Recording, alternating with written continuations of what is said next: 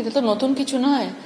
পশ্চিমবাংলায় মানে মানুষ খাদ্য সবকিছু সামগ্রী সেগুলোকে স্টক করে রাখে, আর এখানে পশ্চিমবাংলায় ভোটের জন্য, মানুষ মারার জন্য বিভিন্নভাবে অস্ত্র, বোমা, গুলি, বারুদ, বন্দুক পুরোপুরিভাবে জোগাড় করে রাখা হয়। তারা ভয় দেখায়, হুমকি দেওয়ার রাজনীতি চলে। যেভাবে ভোট করানোর আগে যেভাবে মানুষকে ভয় দেখানো হয় এবং মানুষ মারার হুমকি দেওয়া হয়, এবং সেই জন্যই এবং এই ধরনের ইল্লিগাল অস্ত্র কারখানা পুরো পশ্চিমবঙ্গের মানে পাড়ায় পাড়ায় রয়েছে। আমরা কেউ জানতেই পারি না, সামনে একরকম দেখি, পেছনে একরকম দেখি, এবং পুলিশের সামনেই অস্ত্রের চোরা কারবার চলে এবং পুলিশ এটার মধ্যে পুরোপুরিভাবে জড়িত আছে।